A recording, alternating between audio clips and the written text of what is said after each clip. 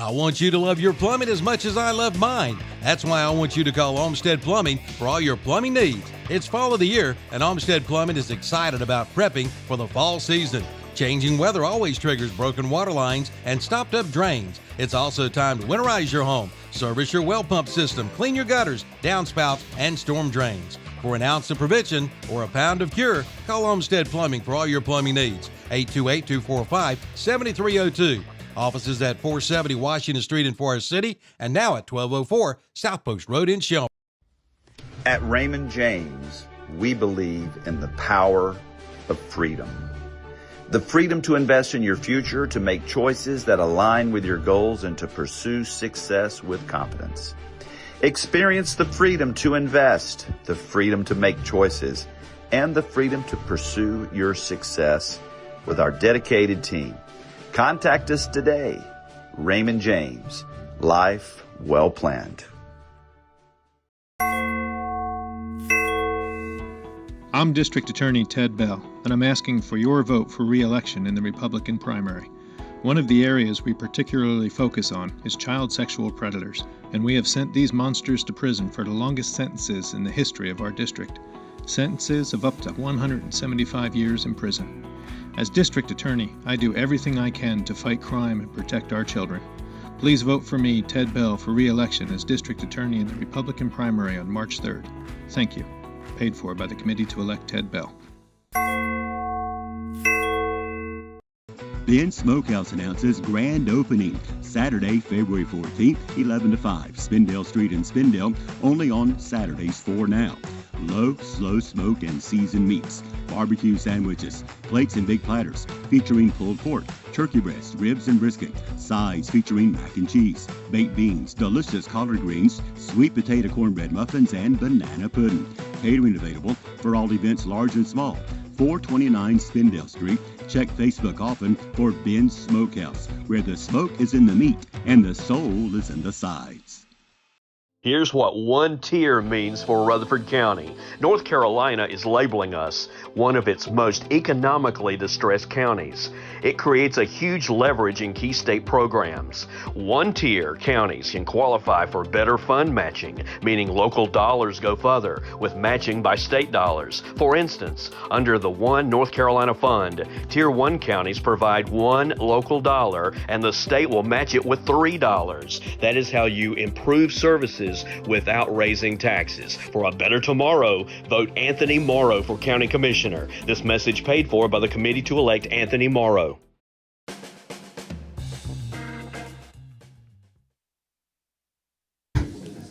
And thank you for joining us for night 3 and the finale of the Rutherford County Chambers Meet the Candidates Forums tonight. We're privileged to have the 6 of the candidates for education board, the school board here in Rutherford County. This is a very important night. This is roles that impact not only the present, but also Rutherford County's future. So we appreciate you joining us. We appreciate your heart and your willingness to serve in that capacity too. And we welcome all of you. We know we had some snow earlier.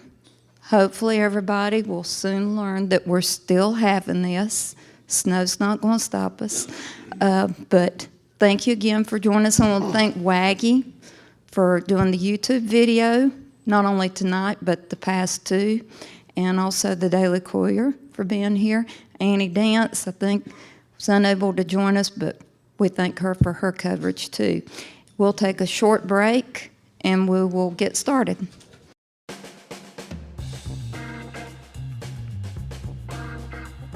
Rutherford County native Anthony Morrow is running for county commissioner with a record of public service and courtroom experience. He enlisted in the U.S. Navy at age 17 and retired as a captain in the U.S. Air Force JAG Corps, completing 3 overseas deployments in his career. He's been a prosecutor in Chicago, a defense attorney in San Diego, and a local DSS attorney. And now he is seeking your vote because he's seen what works and what fails when government systems aren't accountable. For a better tomorrow, vote Anthony Morrow for County Commissioner.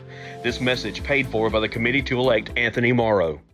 I want you to love your plumbing as much as I love mine. That's why I want you to call Olmsted Plumbing for all your plumbing needs. It's fall of the year, and Olmsted Plumbing is excited about prepping for the fall season. Changing weather always triggers broken water lines and stopped up drains. It's also time to winterize your home, service your well pump system, clean your gutters, downspouts, and storm drains. For an ounce of prevention or a pound of cure, call Olmsted Plumbing for all your plumbing needs. 828-245-7302. Offices at 470 Washington Street in Forest City and now at 1204 South Post Road in Shelby. At Raymond James, we believe in the power of freedom. The freedom to invest in your future, to make choices that align with your goals, and to pursue success with confidence. Experience the freedom to invest, the freedom to make choices, and the freedom to pursue your success with our dedicated team. Contact us today. Raymond James, life well planned. I'm District Attorney Ted Bell, and I'm asking for your vote for re-election in the Republican primary. One of the areas we particularly focus on is child sexual predators, and we have sent these monsters to prison for the longest sentences in the history of our district. Sentences of up to 175 years in prison. As District Attorney, I do everything I can to fight crime and protect our children. Please vote for me, Ted Bell, for re-election as District Attorney in the Republican primary on March 3rd. Thank you. Paid for by the Committee to elect Ted Bell. Ben Smokehouse announces grand opening Saturday, February 14th, 11 to 5, Spindale Street in Spindale, only on Saturdays 4 now. Low, slow smoke and seasoned meats, barbecue sandwiches, plates and big platters featuring pulled pork, turkey breast, ribs and brisket, sides featuring mac and cheese, baked beans, delicious collard greens, sweet potato cornbread muffins, and banana pudding. Catering available for all events large and small. 429 Spindale Street. Check Facebook often for Ben's Smokehouse, where the smoke is in the meat and the soul is in the sides.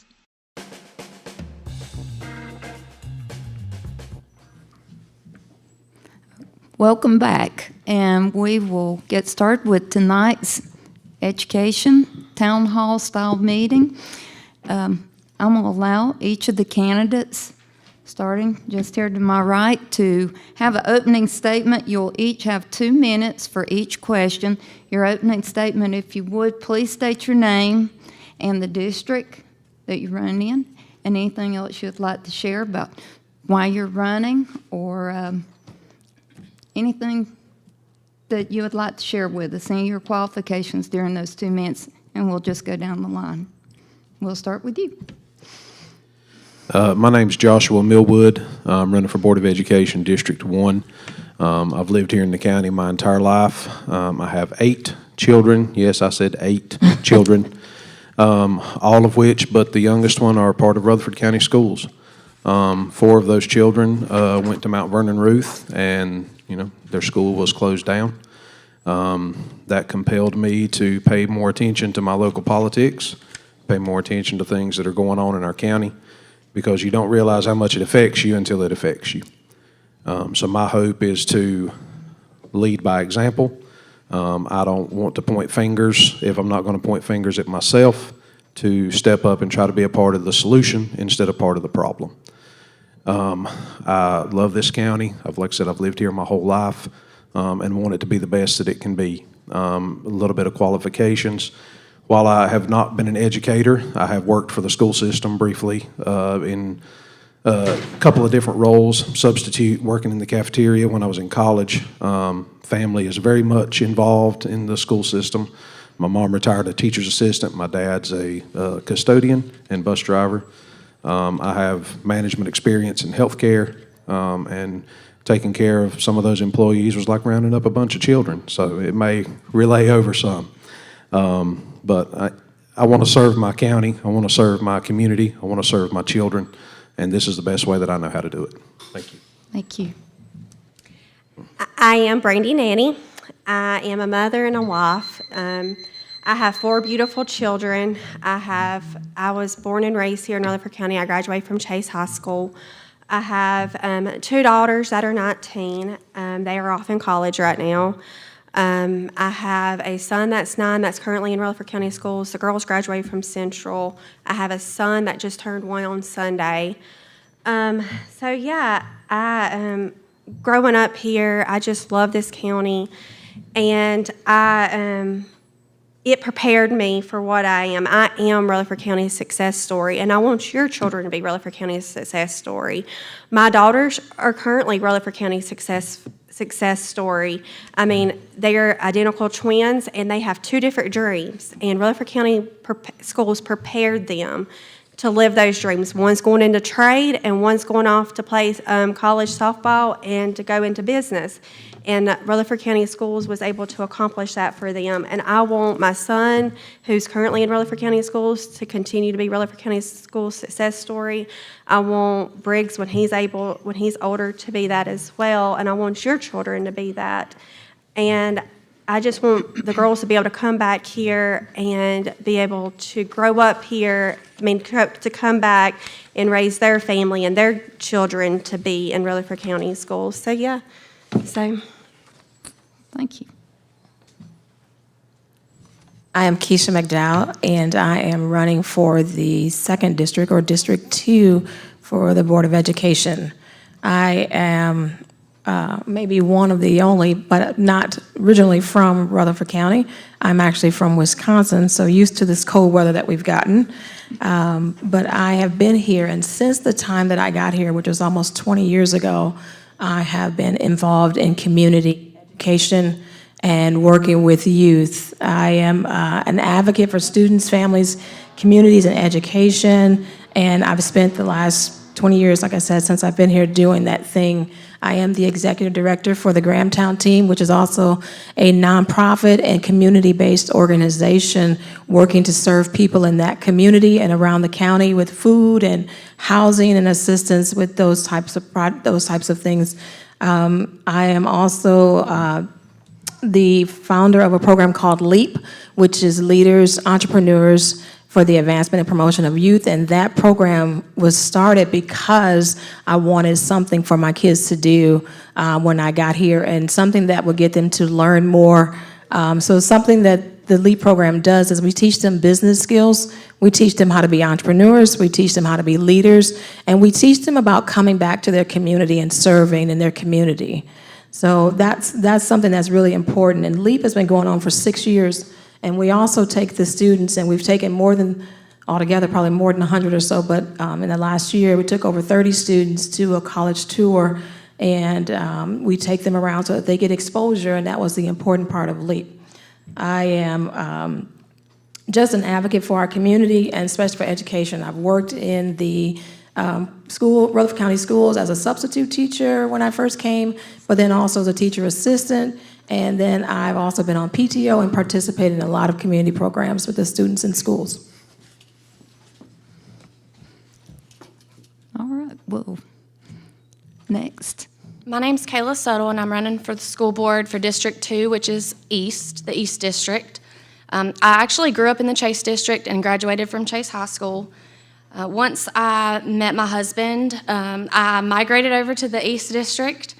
I have 2 stepchildren, Noah and Blake. Noah's actually in 9th grade at Reach, and Blake is a junior at East High School. I started out working in a behavioral classroom in a mobile position in Cleveland County, and then got deeply invested in EC, and I actually worked within the school system and outside of the school system with disabilities, focusing mainly on autism and Down syndrome. Once I moved to Rutherford County Schools, working in the behavioral classroom, I got more experience with EC, and then moved up to middle school to teach EC math for 6th, 7th, and 8th grade. I've written IEPs and worked with children that had 504s. After that, I decided to leave the classroom for a year and go to East Middle to see if that was where I should stay as in my career in teaching. And I made the choice to move into school finance. So for the past about 3 years, I have worked with school finance, and I still tutor math from kindergarten up to 9th grade and reading kindergarten through 5th grade. I volunteer for like concessions for the basketball games, and previously for Little League sports when Blake and Noah were playing soccer or basketball. And with Viking Volunteers at East Middle, that's ran by Miss Hinkle. It's a great group of parents that support the middle school, and I wish that every school had something like that. It's very similar to PTO, but I hope that I'm privileged enough to serve on the Board of Education for District 2.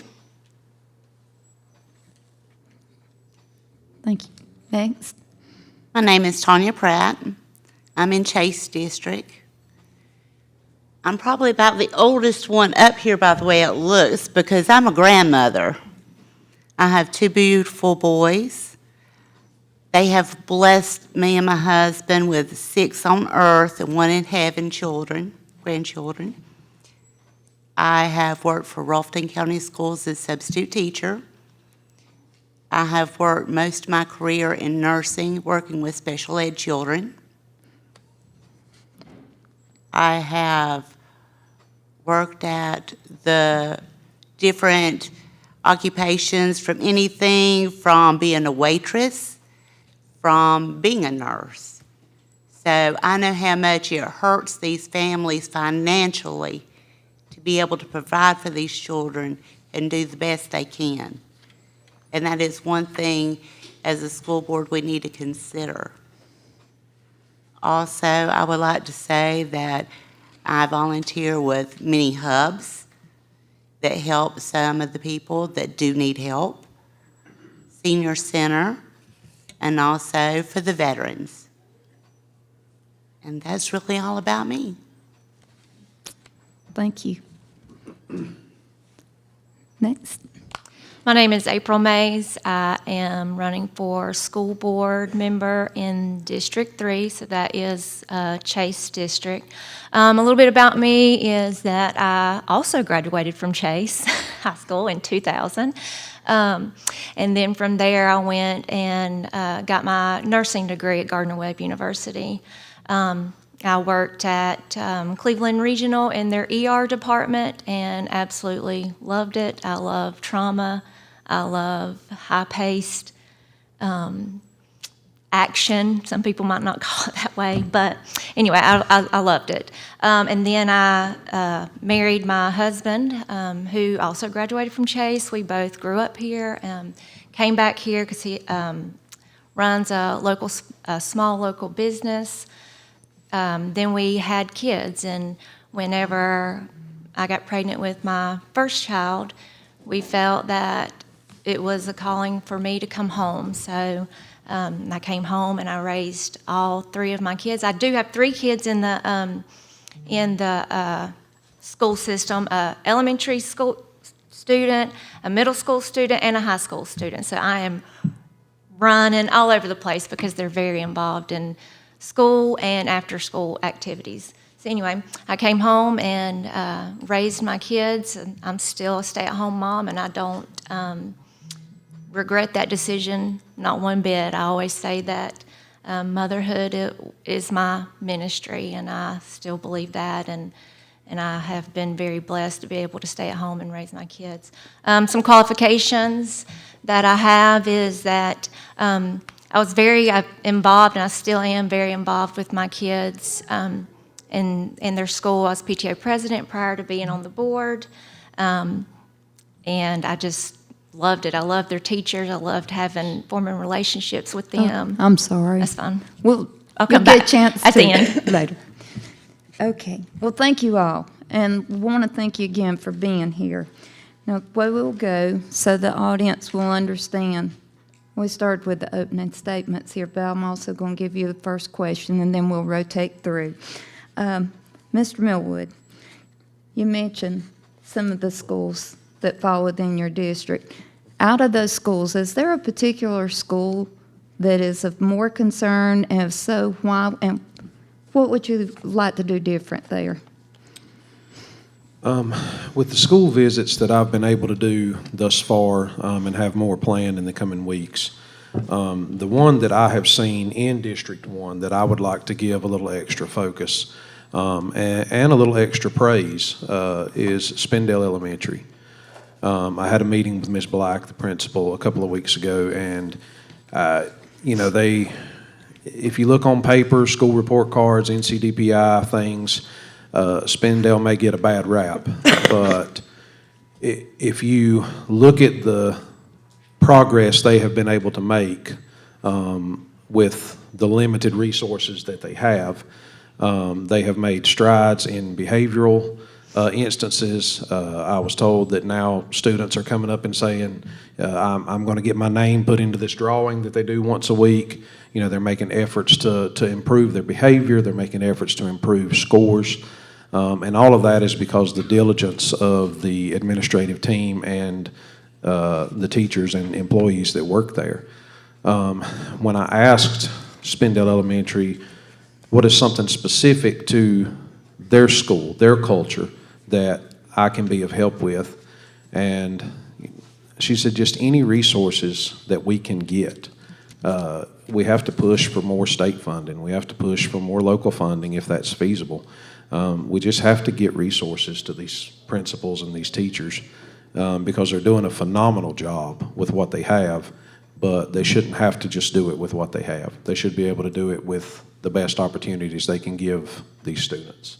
So Spindale Elementary would be the one I would like to give a little extra attention to and just really build off of what they've already started to do in making a difference for their students. Okay, thank you. Well, Ms. Nanny. Okay. Can you read the question? Yes. The district that you're running for, District 1, what school stands out there that you see as needing special attention, if any? I mean, this is your call, but if there's a school that you see that needs special attention, why and what would you like to do there?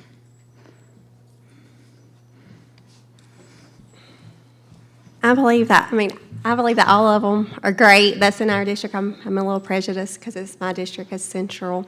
But something that has stand out to me, though, was particularly Pinnacle and Central. We used those really well during Hurricane Helene. Those principals just hit the ground running for those communities. During that tragic event. We opened them up as shelters during that time for the children and the families. And I know just particularly like with Central, Mr. Rogers came out and he literally clawed his way, they said, to get to Central to open those doors to be a hub during that time. And same thing with Pinnacle, just filling up water bottles and making sure the community had water or any resources they need. Ice, I know they were out getting ice. I know recently we was able to get some grant funding for heat and air system units to help to continue to have heat and air resources for them and for Central and for Pinnacle. But I know with Rutherford Elementary, we recently moved up in our report card to a B. And I remember last year, Miss Clement pulled me to the side and said, "Brandy, come here, I need to show you this. And I need you to come to the office." Never been to the principal's office before until then. I'm just messing. But anyway, she's like, "I need to show you this." And she was so proud of the scores that were coming in from the EOGs. And how she was like, I just have a feeling that we're going to get this year. We have been striving so hard to hit from a C to a B. And sure enough, I remember opening up the performance grades when we got the results in, and sure enough, they had hit that benchmark of the B. Okay, so. Thank you. Ms. McDowell, what school within your district do you see, or do you see something that maybe each of them, but what do you see that where you'd like some improvement or something that catches your eye, something you'd like to do? Okay. I have participated at all the schools. I was in PTO for 8 years at Fort City Dunbar. So a school that I would always treasure and love is Dunbar, but I've also been at East Middle School and seen the things that are there. I'm on the Leadership Advisory Council. I was on both for Dunbar, and then now I'm on the middle school because I have a son in middle school and I have 2 in high school.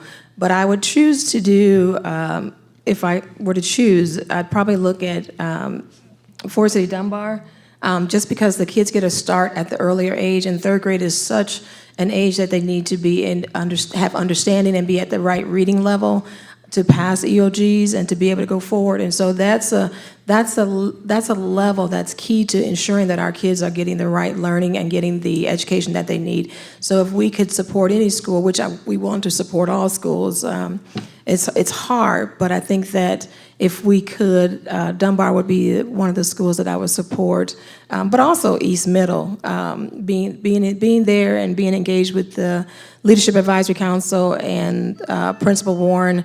There are some things there that are needed, and I think that being a part of the Board of Education, we have the ability sometimes to look out for some of those schools or to look for things that could help them as we learn more about how this process works and about what's needed in our district. I attended most of those meetings last year with the school board and the issues that were going on financially, and anything that we can do to help these schools, they're all at a level that they all need some assistance, and I would be willing to help each and every one of them. Well, thank you. Ms. Suttle, you're within that same district.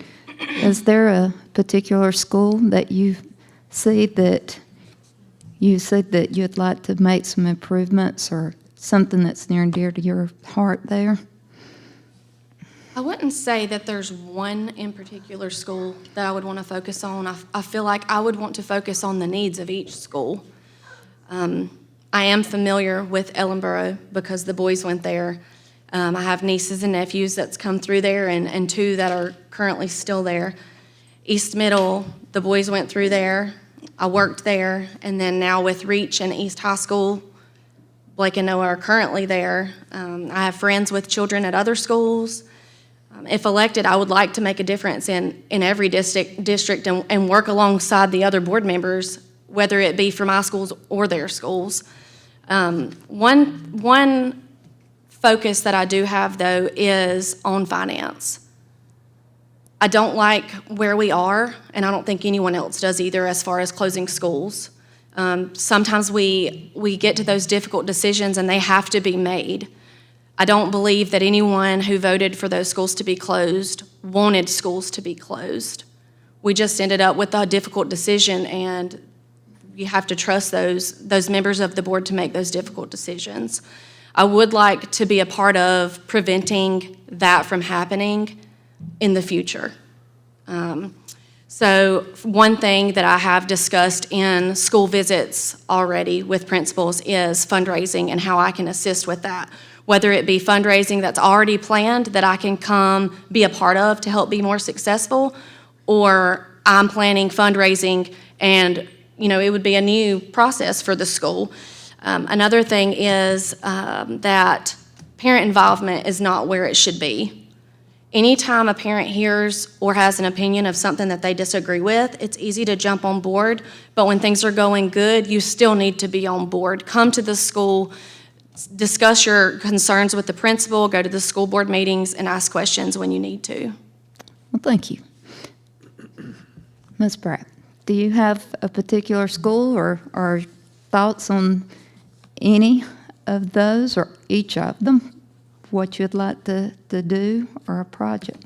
Cliffside School is a historical building, and it really needs to be brought up to code, or not necessarily code, but into the future, if possible. If not, I would like to see a new school for those students. That is one thing I would like to see. If the funding is there, and that is something that I don't know exactly how much it costs to build a school, because I've never built one. But if I'm on the board, that would be something that I definitely like an answer to. Because I remember back when we tried to make Cliffside a historical school, just to keep that part of history in. And that building can be used for other things and not torn down. And that is very important to me, to remember our history in our county. Another thing is Chase Middle has been used so many times whenever we've had problems in our area for people to come in out of the cold, for when we've needed relief efforts. If we did build another school, why could not we use maybe Cliffside as that new hub for that area to help our citizens? And so I'm wanting to help our children, because if we do not have a strong foundation and we do not have a strong school, we will not have a strong future.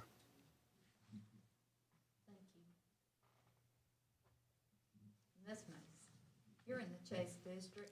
Yeah. Is there a particular school that stands out that you would like to address or have a project in mind? Well, obviously, I'm in the Chase district as well, and Cliffside is a big concern for the people of that community. It is an older building, and with that comes issues that need to be addressed. And so that's something that we need to start addressing, which we already have been addressing that. Just needs for either renovation or rebuilt or something else that we might need to be thinking about. However, talking about Cliffside, they are rocking over there. Their growth and their scores is amazing, and I have been so pleased with Miss Jolly. She was Miss Ellis, but she just got married, so I was very pleased with Miss Jolly. She's just in her element over there. I wish, because I had her, or my kids had her at the elementary school as an assistant principal. Now she's principal of Cliffside, but just to see her just thrive over there, and those kids and those teachers love her.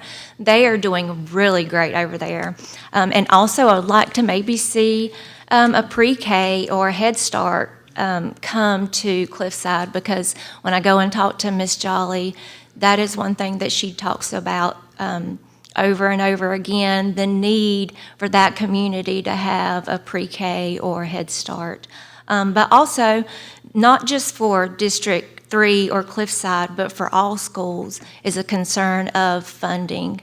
We need the money to help educate these kids, to bring these kids to be successful. You know, I've always said I love Rutherford County schools and I want the best for them, but it does cost money to do that. Thank you. Okay, Miss Edney, or sorry, calling you by your maiden name, Miss Nanny. What we see are a lot of challenges in public schools, not only here in our county, but across the country. Do you see any of those national challenges or issues present here in our county? And if so, what is it? And what are your thoughts? How do you think we should address it? Like national issues, like what are your Just any type of issues or challenges on the edge. For instance, there's often talk about, you know, in the classrooms, it could be anything from curriculum to any of the social issues. There's a number of things. So whatever you see as a issue on the national level, do you see that any particular one that we are facing, and how we should tackle that?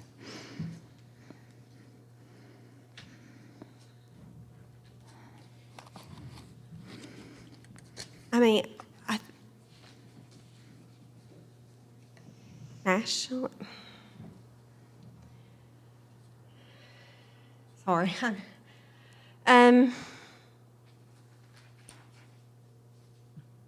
Sorry, I get really nervous. No, you're fine. You're No, fine. the time won't start until you actually Okay. start, so that's fine. So, I mean, here in North Carolina, parents have a ton of rights. We've recently passed, North Carolina recently passed the Bill of, Parents' Bill of Rights. And so if there's ever concern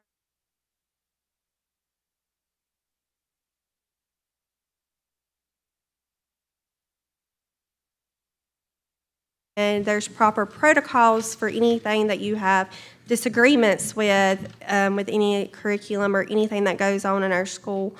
So yeah, that's nationally. I mean, really the focus here really more is really the state and the state budget and what we need to do with local funding. That's really more what's been happening. We've been more concerned with here is local funding, and we're about really needing local funds. I'm sorry, I'm just... And so, yeah, but we have been working really hard as a team to get, sorry, I'm just all over the place. You're fine. Okay, you can go to the next person. I'm sorry. Oh, no, you're fine. I'm sorry. You're fine. Ms. McDowell, do you see anything as far as a national issue, some of the things that have been brought up from mainstream media or, you know, anything that you're hearing where there's issues? Do you see any of those things present here, like in our county, and how we should address it? I think that reading is a very crucial thing that's happening, that's having issues or either excelling or having issues within all of our schools. And then nationally, reading is being something that's being tried and true, coming true as far as the programs that are working. Mississippi had a program that they started doing to get their kids to read better, And so their program has excelled, and all their kids are at a reading level that is proficient. And so they're using that with their elementary schools. But I also am aware that in Racine, Wisconsin, the black students have had zero movement in their achievement, in their science and their reading scores. So reading is something that you need, of course, and I'm sure everybody's heard it before, with the number of things that are going on. You need it for your science classes, you need it for your math classes, you need it for testing, EOG. If kids are not able to read proficiently, which is why the elementary schools are important, to ensure that we are teaching them and educating them in a way that they can understand. And that's also where we need to take the opportunity to learn how to teach them, what works for them, what works for different kids, because some reading can be done in phonics, some reading can be done in different ways, but we have to take the time to learn those different methods, and it may not be what we've always done for the last 50 years. Math is not what we've done for the last 50 years. We didn't have number bonds. 2 + 2 was just 4. It's really simple. But now math looks crazy, but you still get the same answer. So we just have to take the time and see what helps kids learn. The system that we have now allows the students to build upon their learning. So that's what they're testing or trying out to see over the last several years, is whether cumulatively they will learn. And so that's what the NC check-ins do. That's what the other tests that they take do, allows them to see what they're building on. If they can't get reading, and you can see that it's a very big topic around the world, if they don't have the reading proficiency, then all the other lessons begin to fade and have issues. Science becomes a problem, math becomes a problem, and then you have groups, especially minority groups, black groups, of kids that are not passing or moving in their achievement levels. Thank you. Ms. Settle. Same question. I'm going to hit on a few points. So one problem, I'm going to keep going back to the budget. We need our budget in a better position, and that's to help with every area of learning. I do agree with what Ms. McDowell just said about the reading. It does affect all subjects. But back to the budget, something that does affect our entire state, I'm going to refer to state mandates, one of those which being the EC funding. There's a cap of 13%. We are not able to cover the funding for EC in this county just by those funds. So currently, with that cap of 13% on EC funding, it leaves us with still right under $3 million coming out of our local funds to cover EC funding in this county. So before we can appropriate any of those funds past that, all of our funding for local, we have to take right under $3 million just to finish covering that state mandate. So that's a huge, huge dip into our local funds. And that's something that we're seeing widespread. When it comes to our budget, having those funds, even when it comes to like backpack programs, and I know that we can get grants for certain areas, but poverty, hunger, emotional abuse, drug abuse, even if it's just social skills coming from the homes, if these kids are not mentally ready to learn, we're not going to see that learning. We need the funding for our curriculum, but we also need funding for all of these other areas to meet these children where they are emotionally so that we can teach them. And the cap on EC funding is causing a huge dip into our local fund balance. Okay, thank you. Ms. Pratt, same question. I want to say thank you very much for continuing the program where everyone gets free meals at school. That has been a blessing to many children. You would not believe how many children out there are not able on weekends to get an appropriate meal. During the summer, get an appropriate meal. And if they do have the backpack programs and they do take that food home, it is divided up between the whole family, not just necessarily for that one child. And if a child is hungry, it is not going to learn good. It is not going to behave good. That is just a fact. Another one is I agree, we do need more for the EC programs. How are we going to come up with that money? I do not know. That is out of my hands at this point. But for those children, if you have not worked with someone who is autistic, someone who has learning disabilities, just the progress of getting them to that door that morning is very challenging some days. And some days it may take an extra 20 minutes to even get them in the school just because their socks feel wrong on their feet. It is a very much challenge. And I would love to be able to see a way that we could work with these students and their families. If they don't get their required hours in, maybe there is a way we can go and have home learning for them. That way they will completely get their hours that they need for the school year, because those children desperately need our help. Thank you. Now, Ms. Mace. Can you repeat the question? Yes.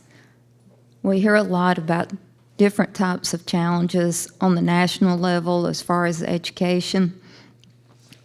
Are any of those things you see present here in our county, or something else that stands out that you see that we need to tackle?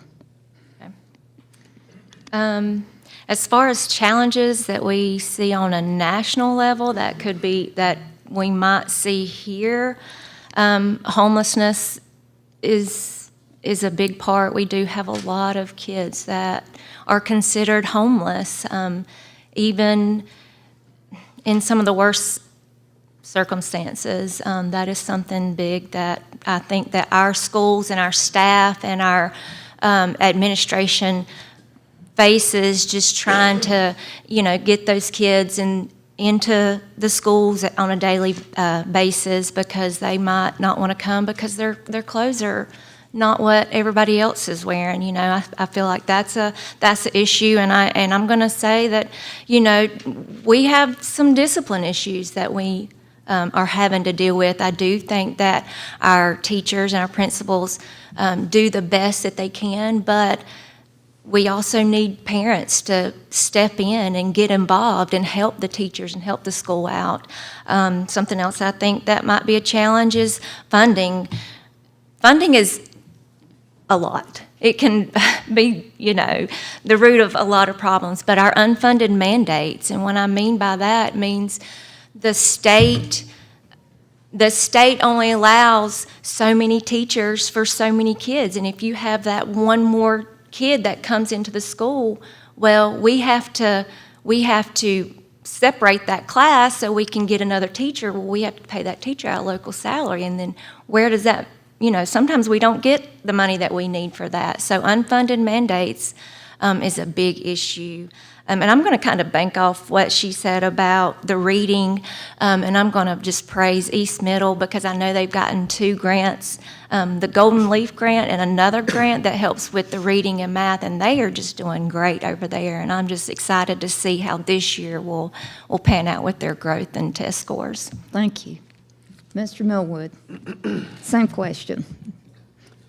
As far as on a national level, the biggest thing that concerns me is just an erosion of support at all levels for public education. Some people may go out here and try to say that Josh Millwood doesn't support school choice. I think you should have the right to educate your child any way that you want to, whether that's private school, charter school, public school, but that cannot come at the cost of eroding and gutting the public education system. Because let me parlay off some of the things these other fine people have said.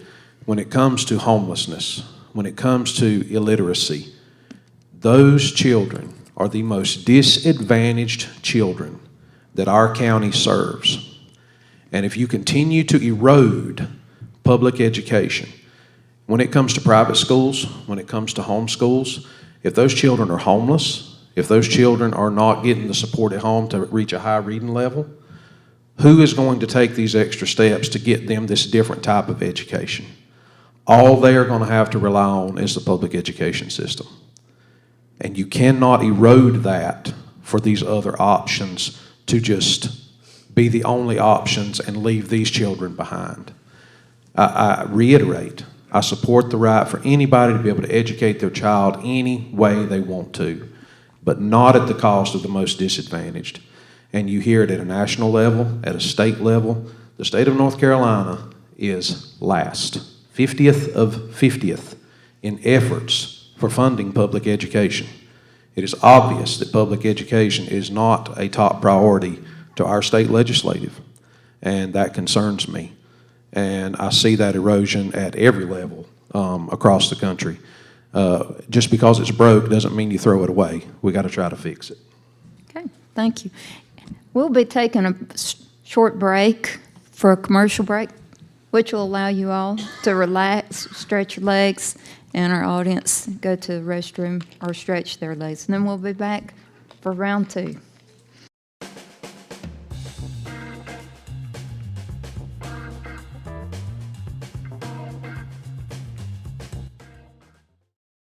I want you to love your plumbing as much as I love mine. That's why I want you to call Olmsted Plumbing for all your plumbing needs. It's fall of the year, and Olmsted Plumbing is excited about prepping for the fall season. Changing weather always triggers broken water lines and stopped up drains. It's also time to winterize your home, service your well pump system, clean your gutters, downspouts, and storm drains. For an ounce of prevention or a pound of cure, call Olmsted Plumbing for all your plumbing needs. 828-245-7302. Offices at 470 Washington Street in Forest City and now at 1204 South Post Road in Shelby. At Raymond James, we believe in the power of freedom. The freedom to invest in your future, to make choices that align with your goals, and to pursue success with confidence. Experience the freedom to invest, the freedom to make choices, and the freedom to pursue your success with our dedicated team. Contact us today. Raymond James, life well planned. I'm District Attorney Ted Bell, and I'm asking for your vote for re-election in the Republican primary. One of the areas we particularly focus on is child sexual predators, and we have sent these monsters to prison for the longest sentences in the history of our district. Sentences of up to 175 years in prison. As District Attorney, I do everything I can to fight crime and protect our children. Please vote for me, Ted Bell, for re-election as District Attorney in the Republican primary on March 3rd. Thank you. Paid for by the Committee to Elect Ted Bell. Ben Smokehouse announces grand opening Saturday, February 14th, 11 to 5, Spindale Street in Spindale, only on Saturdays for now. low, slow smoke, and seasoned meats, barbecue sandwiches, plates and big platters featuring pulled pork, turkey breast, ribs, and brisket, sides featuring mac and cheese, baked beans, delicious collard greens, sweet potato cornbread muffins, and banana pudding. Catering available for all events large and small. 429 Spindale Street. Check Facebook often for Ben's Smokehouse, where the smoke is in the meat and the soul is in the sides. Here's what one tier means for Rutherford County. North Carolina is labeling us one of its most economically distressed counties. It creates a huge leverage in key state programs. One-tier counties can qualify for better fund matching, meaning local dollars go further with matching by state dollars. For instance, under the One North Carolina Fund, Tier 1 counties provide one local dollar and the state will match it with $3. That is how you improve services without raising.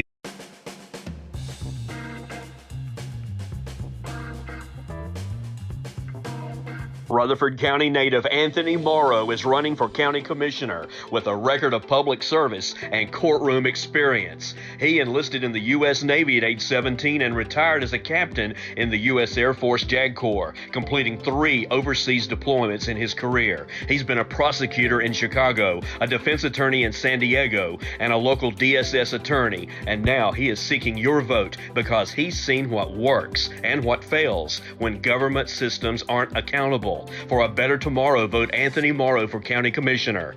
This message paid for by the committee to elect Anthony Morrow. I want you to love your plumbing as much as I love mine. That's why I want you to call Olmsted Plumbing for all your plumbing needs. It's fall of the year, and Olmsted Plumbing is excited about prepping for the fall season. Changing weather always triggers broken water lines and stopped up drains. It's also time to winterize your home, service your well pump system, clean your gutters, downspouts, and storm drains. For an ounce of prevention or a pound of cure, call Olmsted Plumbing for all your plumbing needs. 828-245-7302. Offices at 470 Washington Street in Forest City and now at 1204 South Post Road in Shelby. At Raymond James, we believe in the power of freedom. The freedom to invest in your future, to make choices that align with your goals, and to pursue success with confidence. Experience the freedom to invest, the freedom to make choices, and the freedom to pursue your success with our dedicated team. Contact us today. Raymond James, life well planned.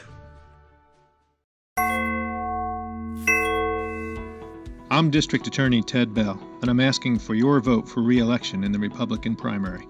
One of the areas we particularly focus on is child sexual predators, and we have sent these monsters to prison for the longest sentences in the history of our district.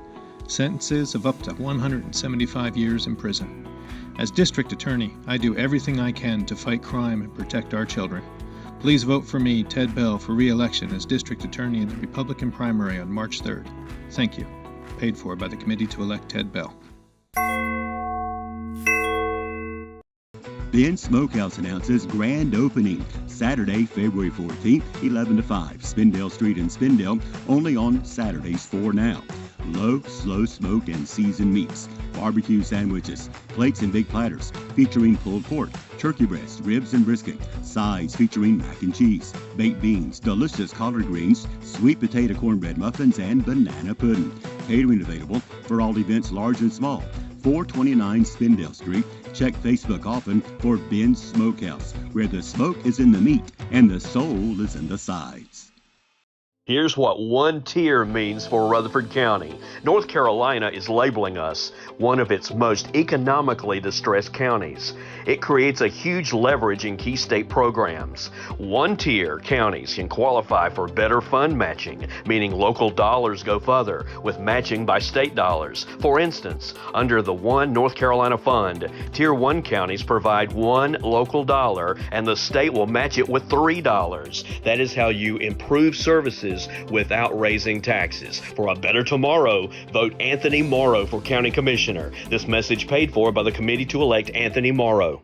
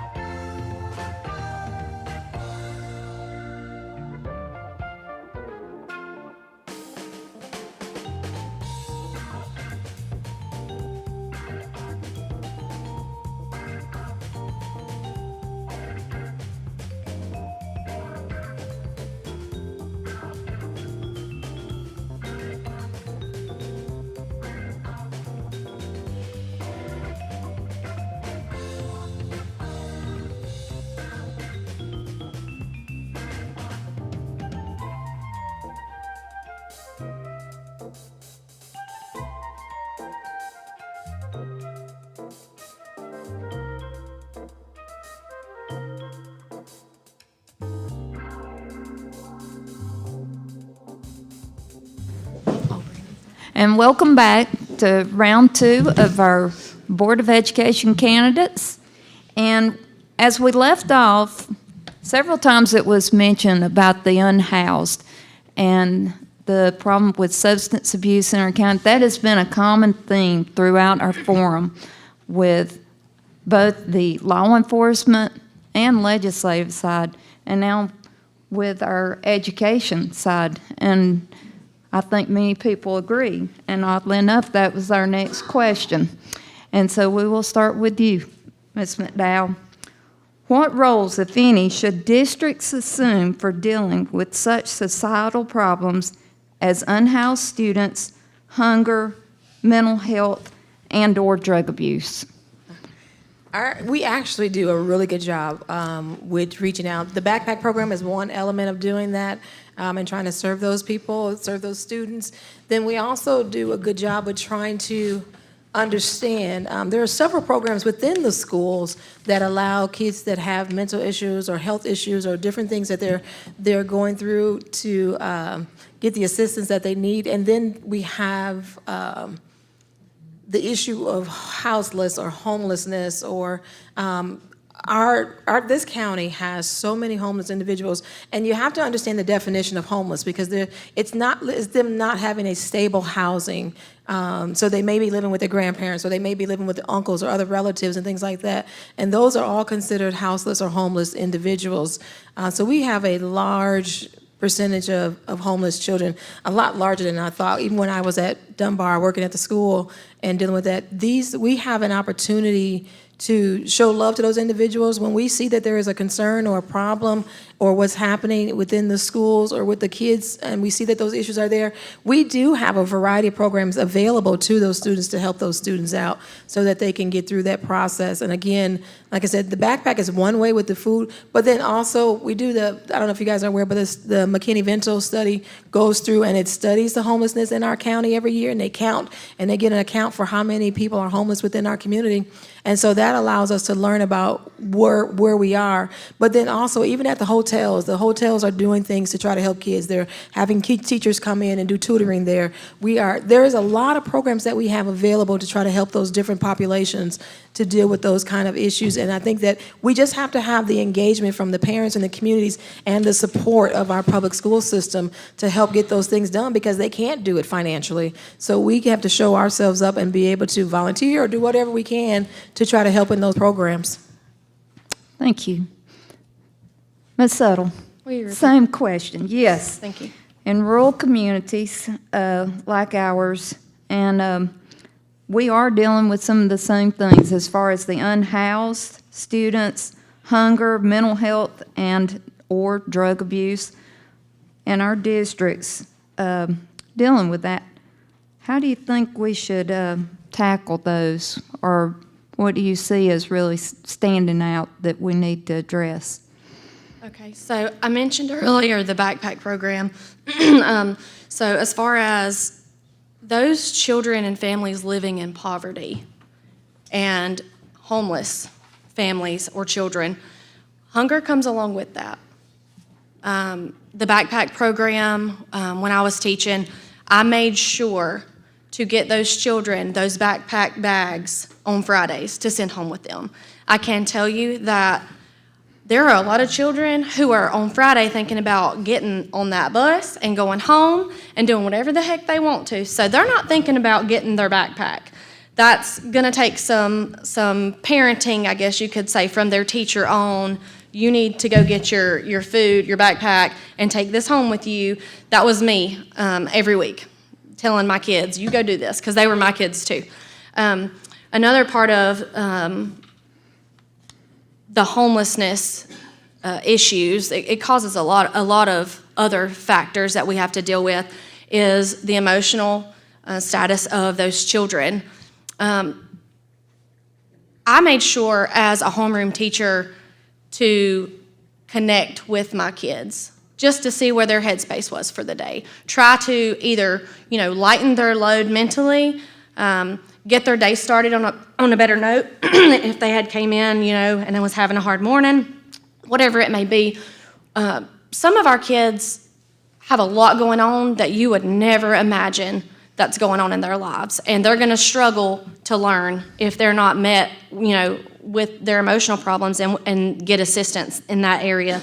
Drug abuse, at the commissioners meeting and with the law enforcement meetings, I was at both of those, and the mention of having a facility to assist with that would help our students in this county also. Okay, thank you. Ms. Pratt, I'll read it again for you. What roles, if any, should districts assume for dealing with such societal problems as the unhoused students, hunger, mental health, and/or drug abuse? There again, I'd like to thank Rutherford County Schools for supplying 2 meals a day throughout the school year for our children. That does help. The backpack program does help. I would like to congratulate Rutherford County Schools on that. But we do have an issue with, I'm going to call it house hopping, because children may end up 3 houses within a month just because mom and dad can't live here or there, a motel, a tent, or whatever. And then the child is too embarrassed to bring it up. They have nowhere to wash their clothes. We have nowhere to get them a warm blanket. So those things, as a school system, if the children are able to have someone to go and say, I need help, whether it be the person that is in the guidance office, and then they can refer that out to someone else. That way our children can get the help that they're asking for. Because if they're not warm, if they're not fed, we are not going to be able to educate them to the best of their ability. And we want to see them out of that broken cycle that they are living in. And I would like to also say that with all the programs that I have worked with, they are providing coats, they are providing food, even diapers to children who need this stuff throughout the year. And if you ever need an organization to donate clothes to, they are out there for you to donate. Thank you. Ms. Mays, what roles, if any, should districts assume for dealing with such societal problems as unhoused students, hunger, mental health, and/or drug abuse? Well, homelessness and drugs are a big issue in our county, and we see it coming into our schools. There's a lot of stories that can be told with that. But first I want to say what an amazing job that Miss Braley and her team do with the backpack program, and the way that they reach out to churches and businesses and other corporations to help with that. I go to Florence Baptist Church, and we help 2 schools, Forest Hunt and Forest City Dunbar, and we pack 170 bags every week to go out to those 2 schools every week. So we do about, 720, 730 bags a month, and that goes out to those students. Second Harvest is another great corporation that helps us with the food to go out to all these different schools. Something else that I want to thank is our school counselors, because they can go in and help identify needs and place these students in programs that are able to help them. As far as drugs, I think it's like Miss Kayla said, we definitely need some type of facility, because I feel like these kids are coming to school that have issues within their family, whether it's homelessness or drugs. So if we can help the parent, I think that trickles down and it also helps the kids as well. Okay, thank you. Mr. Millwood, same question. If you'd like me to repeat it, I will. Yes, repeat the question, Okay. please. What roles, if any, should districts assume for dealing with such societal problems as unhoused students, hunger, mental health, and/or drug abuse? Well, I do think the school district bears a bit of the brunt of dealing with those sorts of things, because you can't just turn a blind eye to it. When you know kids are going hungry, when you know kids are not getting support at home, when you know kids don't have a home. And to reiterate what was said earlier, homelessness doesn't just mean they're sleeping on the sidewalk. There are a number of kids in this county in hotels. There are a number of kids in this county in campers. Not every situation is because their family's a bad family. They're just, going through bad situations. Everybody has shouted out the backpack program. That is a wonderful program. Our schools do a lot of things that help with those types of situations. I recently did a visit to RS Middle School, and Ms. Blanton was telling me about a new program they have. I won't speak to specifics of it because I don't want to misspeak on what it may or may not be, but it's where certain students can have an opportunity to speak to a counselor or to a therapist once or twice a month, I believe it was. And she was telling me how much of a difference just that little bit of those kids getting to have that interaction with somebody to listen to them and to be supportive to them, what a difference it was making for them. And those are things that we can do. But it's a multifaceted problem. It's a problem at home as well. I said earlier I have 8 children. 7 of those children have come through the local Department of Social Services that we've adopted through foster care. We have 200 kids roughly in foster care right now. Those kids are going to our public school systems, and a lot of times the school system is their only stability because they are getting moved from one place to the other, and we have a duty to continue to do that and find any way that we can to help our students. Thank you. Ms. Nanny, would you like me to repeat it? Please. What roles, if any, should districts assume for dealing with such societal problems as unhoused students, hunger, mental health, and/or drug abuse? My full-time job is working at probation and parole here in Rutherford County, so I see this daily with our offenders. I see one of the biggest things I have noticed during what I do at probation and parole is a lot of intake processes from court. And I see a huge correlation in the lack of education with our offenders, the lack of even having a GED or a high school diploma. And one thing that Rutherford County Schools has really been an advocate for is getting our children a high school diploma. We have worked so hard to have that 4-year cohort to ensure our children are graduating with a high school diploma. And I believe it's a basic necessity in life to be able to go out into the workforce and to become successful. So we have that. I also,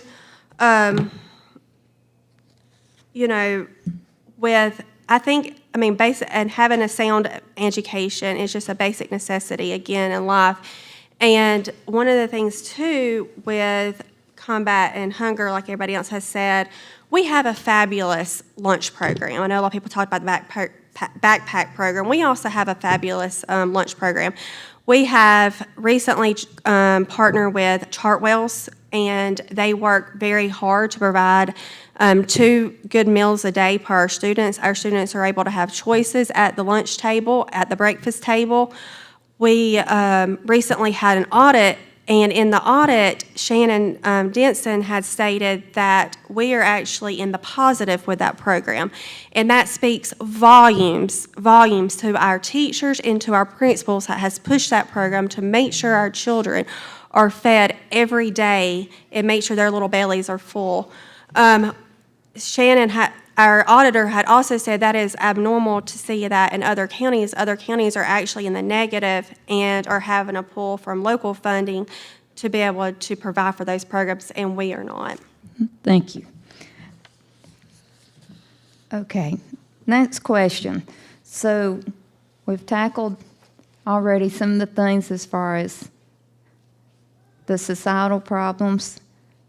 Now, and you touched on it some with the reading, but the next issue we have, and it has to do some too with this closing, the Rutherford Opportunity Center.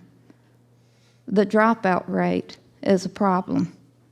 And with the closing of the Rutherford Opportunity Center.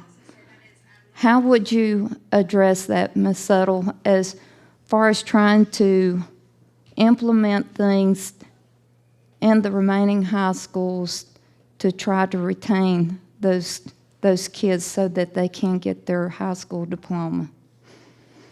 Will you repeat the end of that question?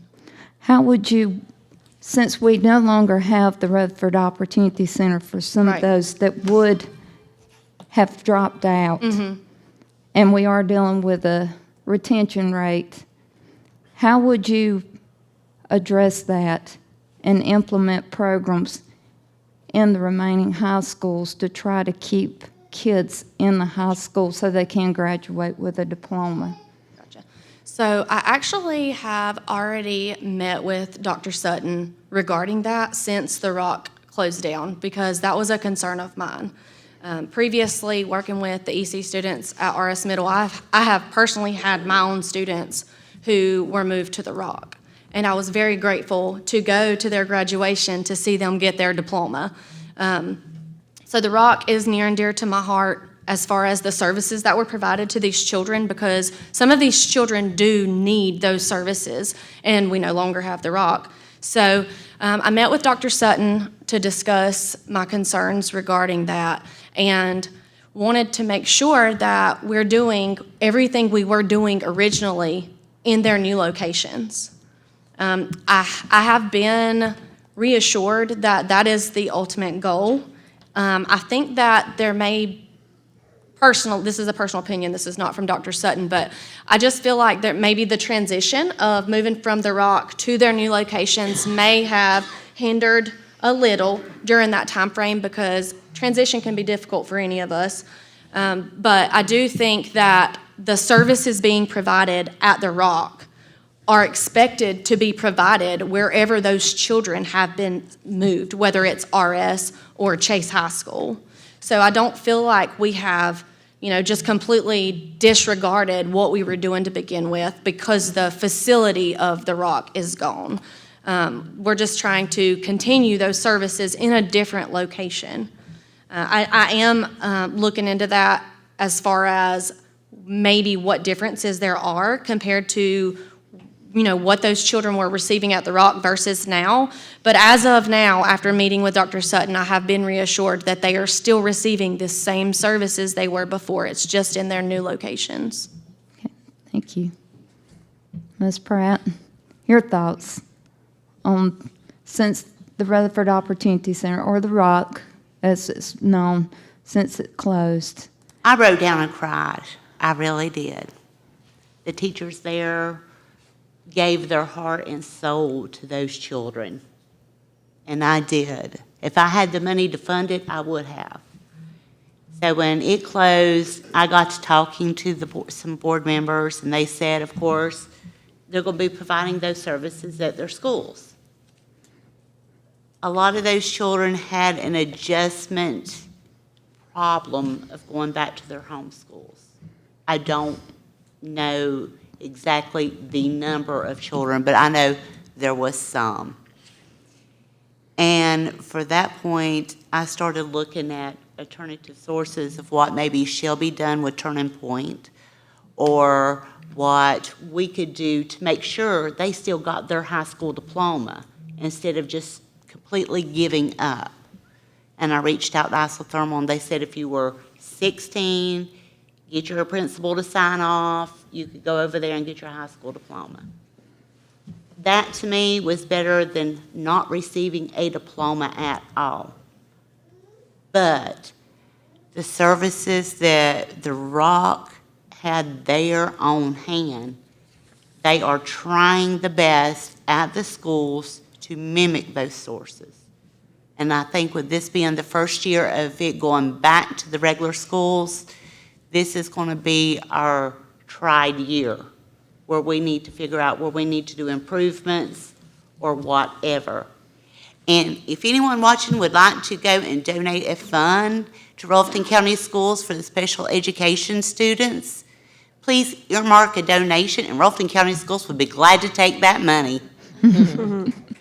Thank you. You're welcome. Ms. Mace. Your thoughts, and you're an incumbent. Yeah.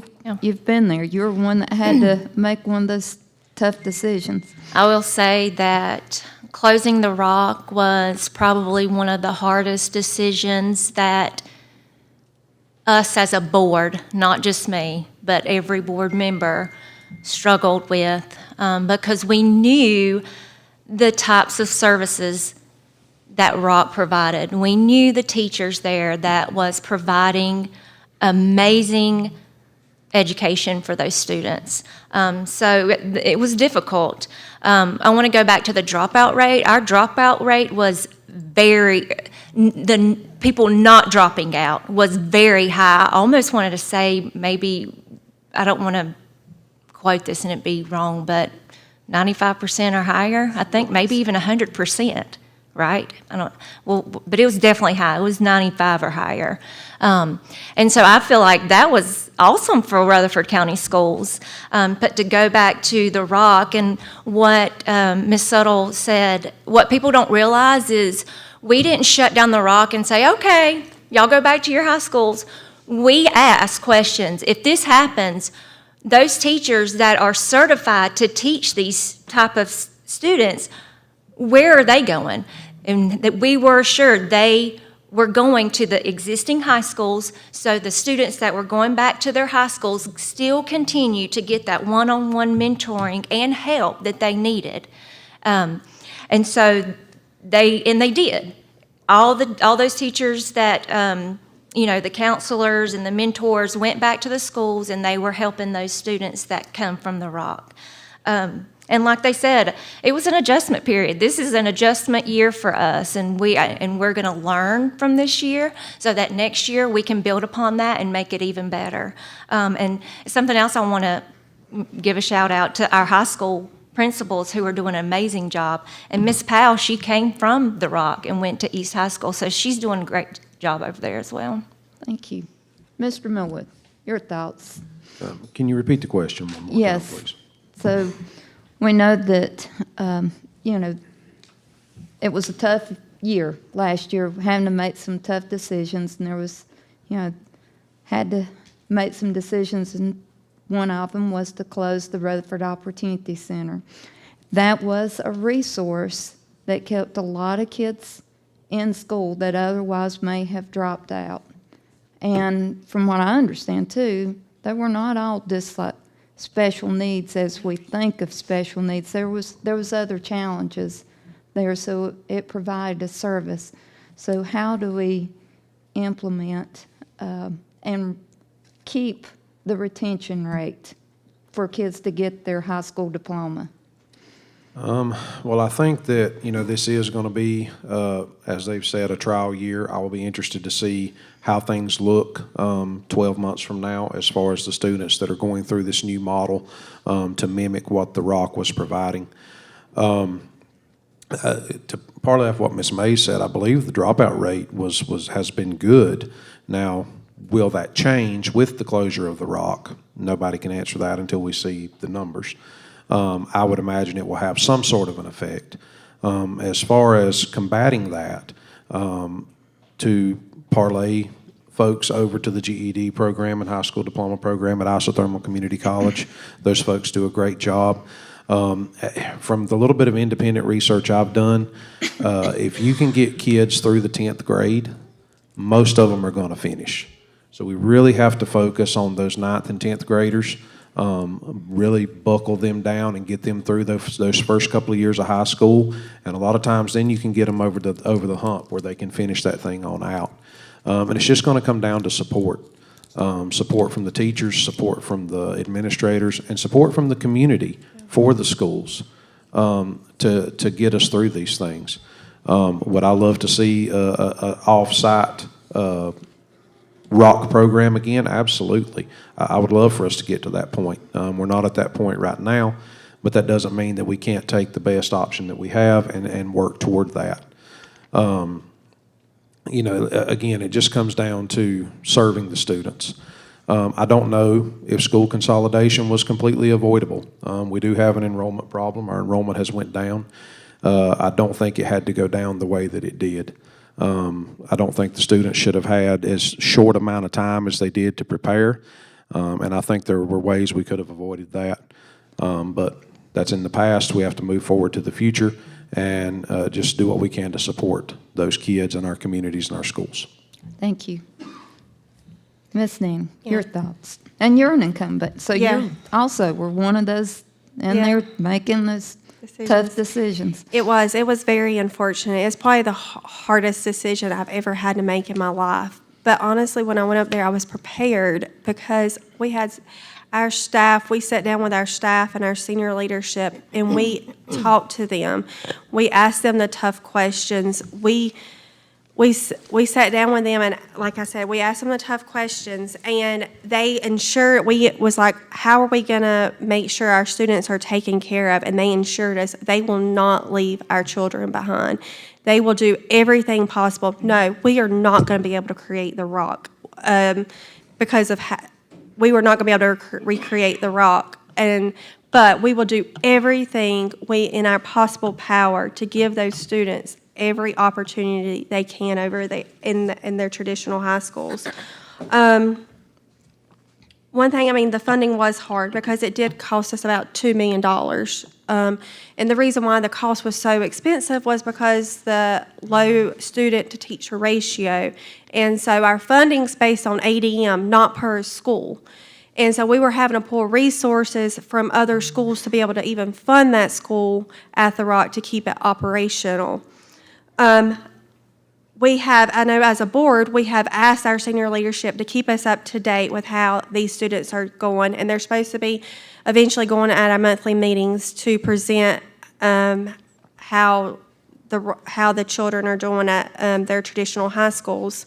One thing too, I was like, are we going to have any benefits come out of this? And one benefit that we could possibly is how these children can eventually maybe go back into the CTE programs, whereas originally they didn't have the CTE programs at the Rock, but we can, if they're on par and where they're supposed to be, they can integrate and get a CTE program and get those services as well. And just a little follow-up on that, for the sake of our audience that doesn't know or is not familiar with the CTE program, just 30 seconds, just tell us about the CTE program. Yeah, Career Technical Education Program. So whether it goes into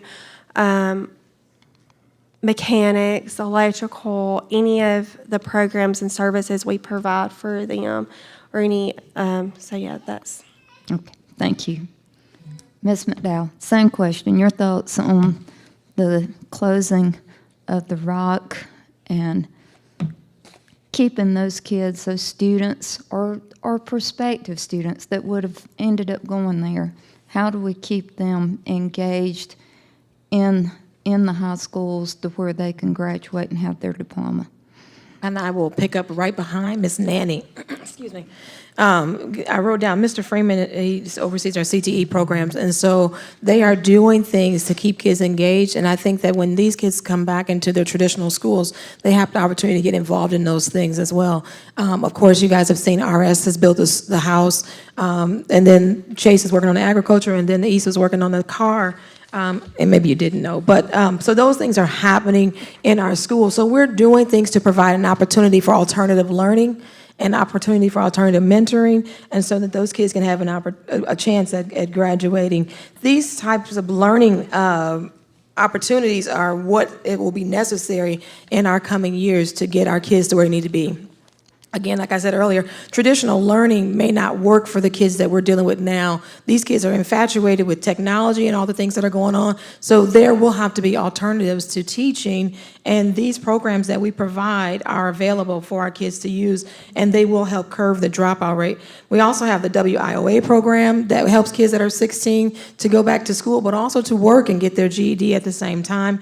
And then we also can help, like Ms. Padgett said, is that with donating. I was at a leadership advisory meeting, actually a district parent advisory meeting, and we didn't even know that some of the opportunities for donating to our schools were on the website, but you have to dig so far into the site to get there. And so we talked with Lisa and those that oversee the website and told them, make it easier for parents or different ones to make donations to these different programs, the alternative programs that are available out there. So those are opportunities for us. But then also parents being engaged in the kids' lives, that makes a difference. It makes a difference in those in the high school, middle school, but especially when they get to high school, when they're looking at driving, they're looking at doing a variety of different things. Being engaged in their education motivates them to continue and to keep going and pushing forward. Thank you. Appreciate that. Well, we've touched on some things now that mention how important it is funding. We've also touched on the collaboration within the community, parents or those that can mentor. One of the things that we do have that's a very positive thing is the McNair Scholarship Program. And I may be wrong, and this is where you all that are incumbents could correct us, but those are usually your top performing students. And we'll start with Ms. Pratt. What are your thoughts on trying to do something collaborative to where we can have more? Because we have those McNair mentors working with those kids. So those kids that are already succeeding, we certainly don't want to take away from that, but how or what are your thoughts on the collaboration with the community to engage with those maybe that are not those stellar students? Well, currently Rutherford County Schools has a Reading Buddy program. I don't know how many people is aware of it, but that is where you go and you fill out your report saying that my background is good. And then you go into a school and you turn in that paper, and then they call you back and you're assigned a student. You have that one student, you meet with them every week for anywhere from 15 to 30 minutes. And you will have that student all year long as that student is in there. And that helps.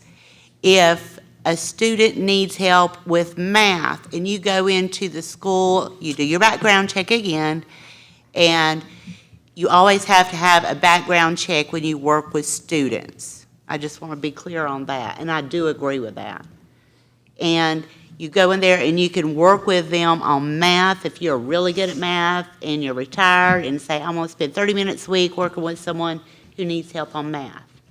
Volunteers, parents, our community can get together and help bring these test scores up for our children if they are just willing to step up.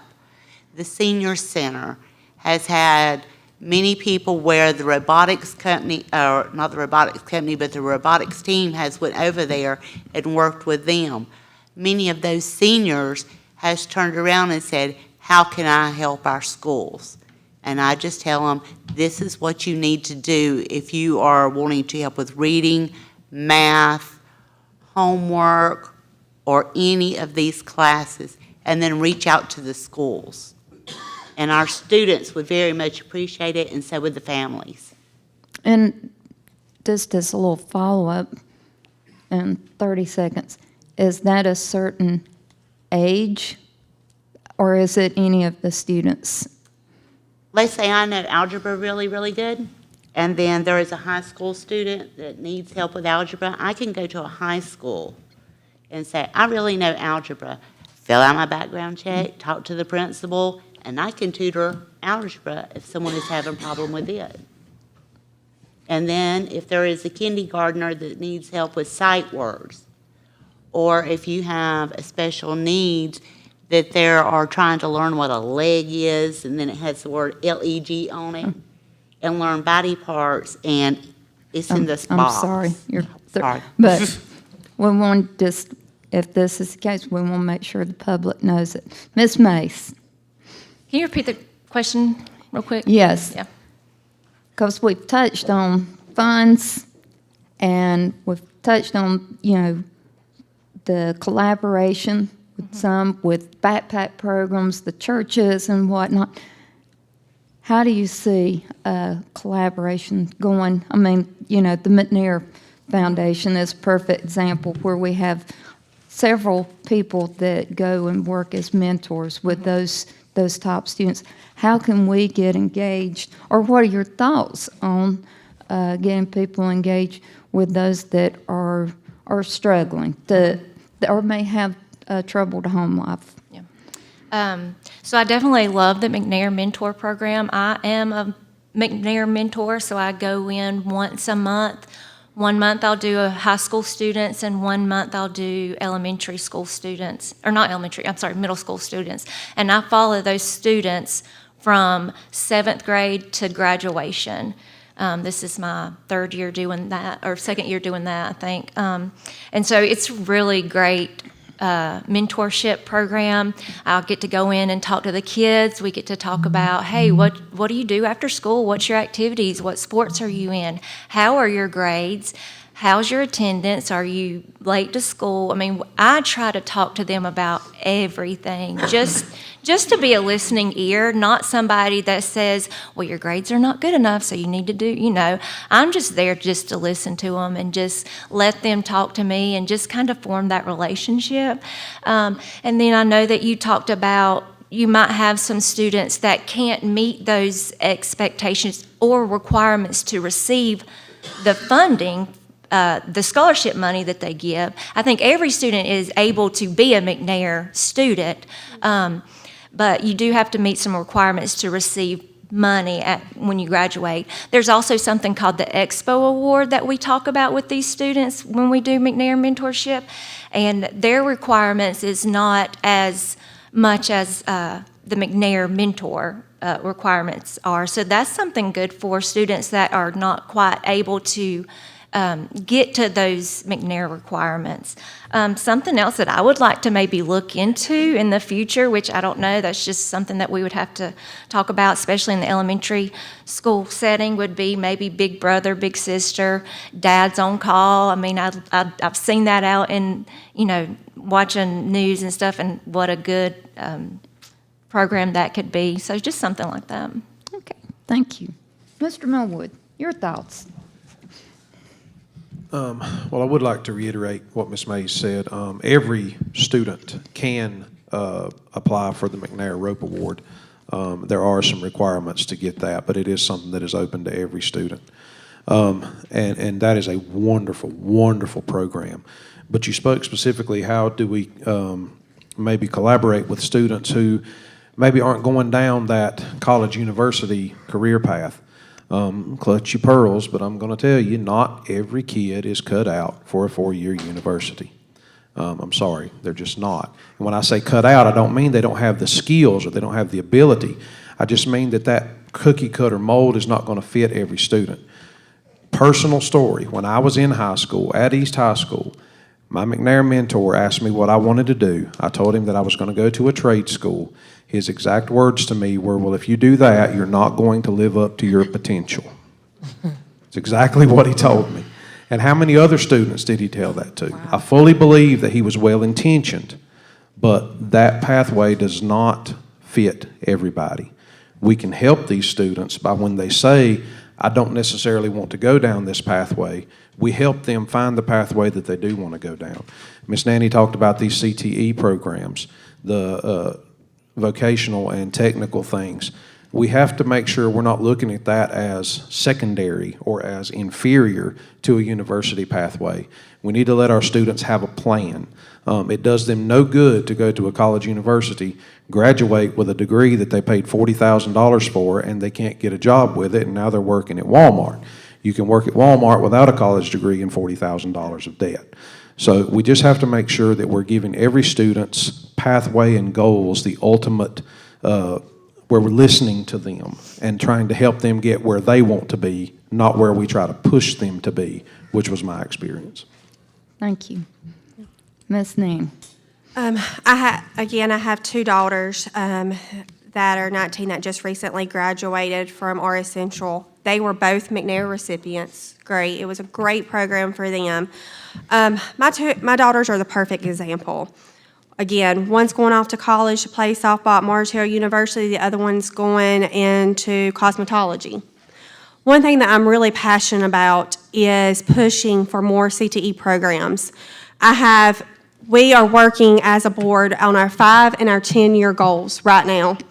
And we have 3 building facilities committee members, and I've been in their ears pushing for CTE and to have the trade programs. One of my goals personally is to have, when a child has a pathway to receive a trade, so if they want to become a plumber, I would like to see that upon graduation that they are eligible to take the plumbing licensure. Because I know, like, I'm just using that example. I know a lot of times you graduate when you're 17 and you can't sit for the exam till you're 18, and so I want them to be at least eligible. I want these pathways for these kids. I would like to see if we could partner with local businesses, our big, like somewhere like Duke Power, some of our bigger electrical programs, to see if we can partner with them to try to help the kids that's not wanting to go off to college to go into the trade. I really wanted my daughter Alyssa to be able to have her have most of her cosmetology license upon graduation, but unfortunately at that time, we are not set up to be able to do that. And that's one thing I really am pushing for our Building Facilities Committee to come to, when our 5 and our 10-year plan is to push for these programs and to push that we can have that pathway for our children as well that's not wanting to go off to college, and to have that pathway. Thank you. I'm sorry to have to cut you off, but your 2 minutes is up. Ms. McDowell, your thoughts on the collaboration? I've seen a variety of things, and again, I agree with Ms. Nanny that the CTE, alternative learning, those are things that we have to look into. But also, I think that communities, schools have to find a way to partnership with communities. There are organizations that do things that can help those youth. Armstrong House is a program for youth that would help them find jobs, that will help them do different things in the community. So when there are opportunities to help a kid, or if there's a kid that needs help in a particular area, there are some programs, nonprofit programs within Rutherford County that are serving youth. So there could be some collaboration between partnerships there. There is plenty of opportunities with robotics and things like that. You only have to be 13 to go into robotics here in Rutherford County. So that's an opportunity to get kids engaged, to go and get them involved. And I mean, I've seen the eyes of kids light up when they realize what happens when they go to a robotics class or something like that, because we've had them at the Grahamtown Center. But then there's also gardening and things like that that are opportunities to teach kids how to agriculture, to learn about food and growing different things that are needed, as well as an alternative for, those are ways to partner with community programs and to do those types of things. And then again, someone also mentioned mentors, McNair mentors. My daughter is a senior. She's number 15 in her class, and she's going to graduate. She'll probably more than likely get the Robe Scholarship and all those different things that are out there. But I think that those kids need some exposure to other things as well. So she's an academically gifted child, but they also need some CTE stuff too. They still need some experience in other things that are outside. So I think having those partnerships within the community, and even through the LEAP program, we mentor those kids. We've been working with the different businesses to try to get them engaged in hiring our kids so that they can learn skills. We need a work-study program so that they can go and work at these facilities. When I grew up, we had a program like that. At 10th grade, we went and worked at the summer at S.C. Johnson Wax. So there's opportunities where Duke and all these other programs could hire these kids and teach them skills. Thank you. I'm glad you mentioned that. I hope you'll, if any of you, will consider the importance of your relationship with the Chamber, because we're very active and trying to collaborate with one another and to help with our workforce development. Ms. Settle, same question. So regarding the McNair mentors, to answer your question about how we collaborate with the students who are maybe not at the highest levels, who, statistically you see the majority of those children who receive the ROPE award are those who are not in those lowest levels. I will say, when I was teaching 8th grade, I was teaching EC Math, and every one of my students had a McNair mentor. So I do know for sure that every student can have a McNair mentor. It's just, Mainly, I don't think it has to do with their level. I think it has to do with their support at school, their support at home, and their motivation on if they're willing to go through with the requirements to stay eligible for the ROPE award. The Reading Buddy program she mentioned is a great program. And then I wanted to touch on what Josh said. I was also pushed regarding going to a 4-year university. And I even had that fear instilled in me that if I didn't, I would not be successful. That came from not only my family, but also, I think it was just the culture, really, during the time of, me growing up. But even at school, being pushed as an AIG student, an A+ student, like, you need to go to a 4-year. I have a bachelor's degree, and I'm currently working in school finance, and I did not go to school for that. So Josh is definitely correct when it comes to, all of these children being pushed to go to a 4-year university and forced to choose what they want to do right then at that university. Like, that's not how we need to push our children. We need to find what they're good at, what their dreams are, and what they're successful at, and help them reach their dreams, whether it be a university or a trade school. So I am 100% on board with the CTE and trade programs. That's great. Thank you. Now, we have finished with our questions. We'll take a short break, and we'll come back, and we'll have our closing statements.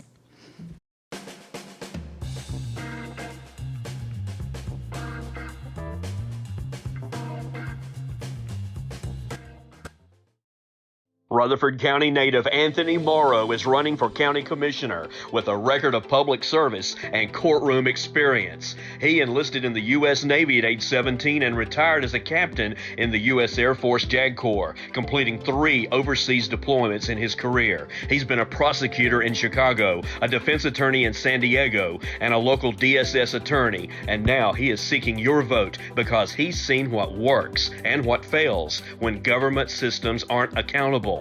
For a better tomorrow, vote Anthony Morrow for County Commissioner. This message paid for by the committee to elect Anthony Morrow. I want you to love your plumbing as much as I love mine. That's why I want you to call Olmsted Plumbing for all your plumbing needs. It's fall of the year, and Olmsted Plumbing is excited about prepping for the fall season.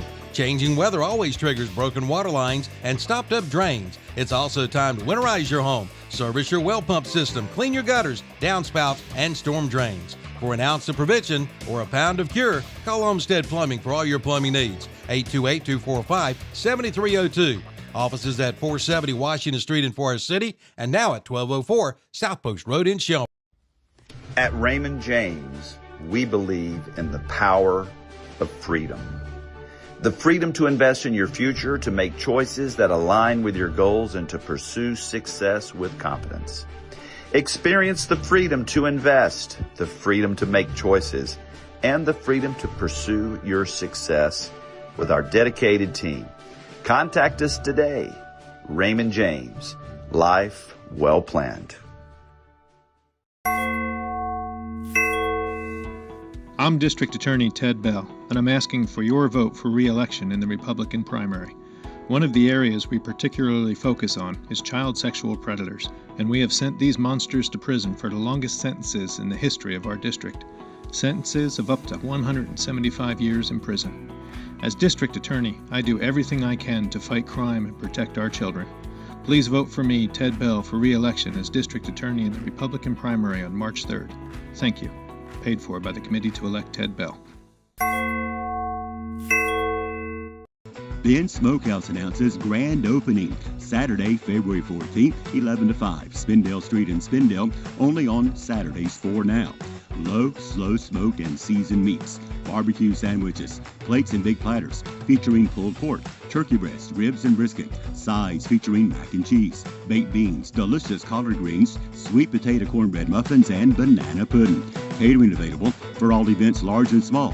429 Spindale Street. Check Facebook often for Ben's Smokehouse, where the smoke is in the meat and the soul is in the sides. Here's what one tier means for Rutherford County. North Carolina is labeling us one of its most economically distressed counties. It creates a huge leverage in key state programs. One-tier counties can qualify for better fund matching, meaning local dollars go further with matching by state dollars. For instance, under the One North Carolina Fund, Tier 1 counties provide $1 local dollar and the state will match it with $3. That is how you improve services without raising taxes. For a better tomorrow, vote Anthony Morrow for County Commissioner. This message paid for by the committee to elect Anthony Morrow.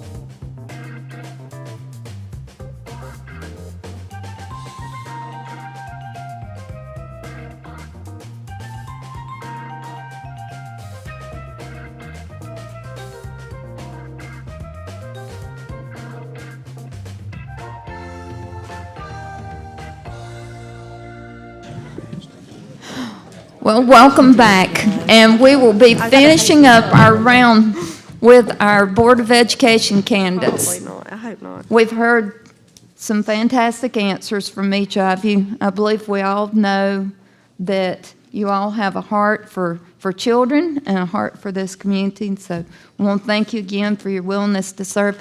I'm going to allow you again to have your closing statements. We have some that may have tuned in late or came in late.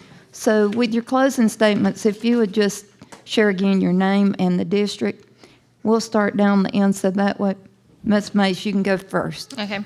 So once again, my name is April Mays. I'm running for District 3, and that is the Chase District, and I have been on the board now for about 3.5 years.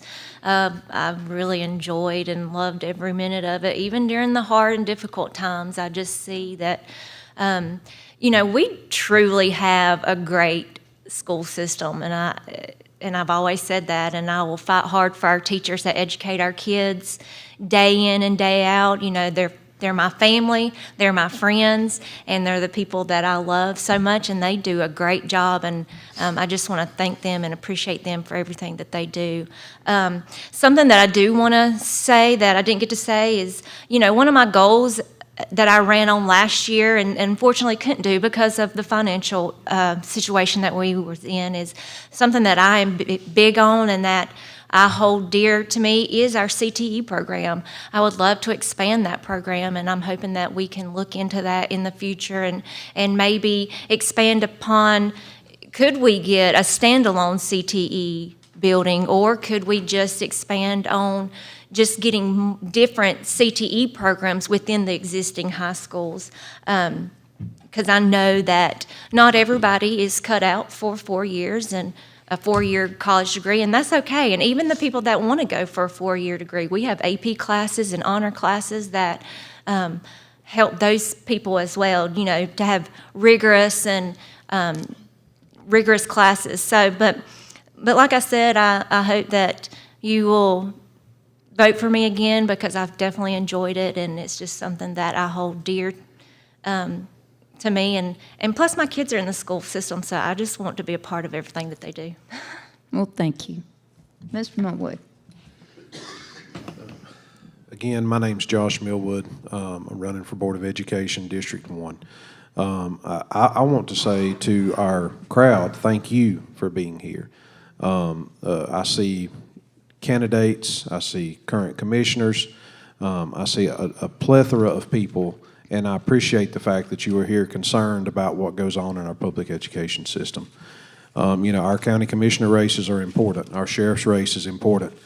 But my goodness, your Board of Education races are equally as important because this is the future of our county. This is our children, and that's what I fully believe. I'm privileged to sit at this table with all of these folks to my right because I fully believe that they all have the best interest of these children at heart. And if elected, that's what I want, is just the best interest of these children, the best interest of my children, because my children go to Rutherford County schools, and I want them to have every opportunity to build a successful life. I want them to have every opportunity to build that life here, where we call home, because they need the opportunities to be here. I don't want them to have to grow up and move away if they don't want to, and surely not to have to grow up and do that because there's nothing here for them. We can do better than that. And I encourage you to continue to support public education, whatever the results of this election are, because it's worth it. Public education is not our enemy. It's something that's worth doing the hard things and making it the best that it can be. So again, Josh Millwood, Board of Education, District 1, thank you for your time tonight. Thank you. Ms. Nanny? I am Brandy Nanny. I am running for the District 1, that is the R Essential District. Again, I have really enjoyed my time on the board. Yes, we've had to make hard decisions, but I see, I was, like I told people, I really want to be part. We're making our 5 and our 10-year plan, and I really want to be a part of that goal-setting plan. And I really want to amp up the CTE program. That's something I'm very passionate about. Again, you know, sorry, I'm getting stuck again, sorry. But we have, one of the things too, when I wanted to run for Board of Education, I was really passionate about wanting to get involved, and I wanted our community to get involved too. And unfortunately, it's like what they say, sometimes it was kind of a curse too, because we had the budget issues, and that was unfortunately a way to get that got the community involved, and they got involved in it was a very unfortunate circumstance, but it was able to get the community involved and to know what's going on and trying to keep up with what's going on in our education system. So that was one of the things. But yeah, I love doing this. I'm very passionate about it. I want to continue to do it. And I really appreciate your vote. I always say too, one thing too, is my husband volunteers by coaching, and Lord knows, well, you do not want me on that field coaching. But so this is what I'm good at. I'm good at asking questions. I'm good behind the scenes. I'm good at raising concerns. I'm good at working with people, and I work fabulous with our team. We have a great team on the Board of Education. We have a great administration that we work with. I wish you could see a lot of the behind the scenes of what we do, and I think everybody in Rutherford County would be very proud of the team that we have. Thank you. Ms. McDowell? I am Keisha McDowell, and I am running for Board of Education District 2, which is the East District. I have 3 kids, and they're all in the East District, 2 in high school, 1 in middle school, and I have been with them, supporting them all the way. And I think that one of the things that's important for us to do is to engage our parents and keep them engaged in the things that we're doing in the school district. And I think that involving families in decisions is a key part of helping our children to succeed. So I'm very proud of what we do in the community at Grahamtown, what I do with LEAP, and where I participate in the schools. Like I said before, with Leadership Advisory, we have our district meetings quarterly, and then also with participating with the PTO and all those things that I've done. Those things have helped prepare me, but I am an avid lifelong learner. I have my master's. I've gone to school beyond my master's. I have all that, but I love kids. I love my kids. I love my youth group. I love my Bible study group. I love all the kids that I work with, and I think it's important to help them, to provide opportunities for them, to expose them to opportunities and things they've never seen. The kids that I take on the college tours and to career fairs and things like that, those kids have never been really out of Rutherford County or away from the Spartanburg Mall. They've just only been in this small area, and so they've been to states, and they've told me, Miss McDowell, if it wasn't for you, I would have never been to Tennessee, or I would have never been to Washington, D.C., I wouldn't have never been. It's important to give our kids opportunities, and I think that's what we want to do on the school board, is provide those opportunities. And yes, we got to deal with finances. Yes, we have to deal with the shortfalls and the things that we don't have, but I think what's more important is the creativity to make those things work, the creativity that it takes when you don't have have the budget, the creativity to find a way, to figure out a way. And that sometimes just looks different than what it's always looked like. So I am excited to be running for the District 2 for our Rutherford County Board of Education. And should you vote me in, I look forward to working with each and every one of you that are on the board. Thank you. Ms. Settle. I'm Kayla Settle, and I'm running for District 2. That's the East District. First, I want to start with a question that I ran out of time on. That was the question that, let's see. What role should the district assume regarding problems such as poverty, hunger, homelessness, emotional abuse, and drug abuse? I would like to say that we most definitely should be involved, and we should play a proactive role regarding that. Second, a goal of mine that I did not mention previously was a way to reduce expenses for EC supplies and instructional supplies overall. I've done some school visits and spoken with some principals on fundraising and how we could bring in, items that they would initially have to purchase, and how we could fix that to where they don't have to purchase as much. So you've all seen school supply drives. I have suggested to my schools during school visits that I would like to start teacher drives. So as a teacher, something that I experienced was spending my own money to furnish my classroom, whether it be posters on the wall that will help my students retain information through visual imagery, or, just quotes or uplifting things. Anything that a teacher would buy with her own money, or being reimbursed from the school system, which these schools, they don't have many funds to just hand out for teachers to spend, and that is why our teachers end up spending their own money. So I would like to begin doing teacher drives, hopefully not just in my district, but across the county. And then being transparent, that's going to be something big with me. I do want to read a general statute regarding, it's 115C 518. This is where we sell buildings or property, and the county sometimes just thinks that we can do whatever we want with those funds.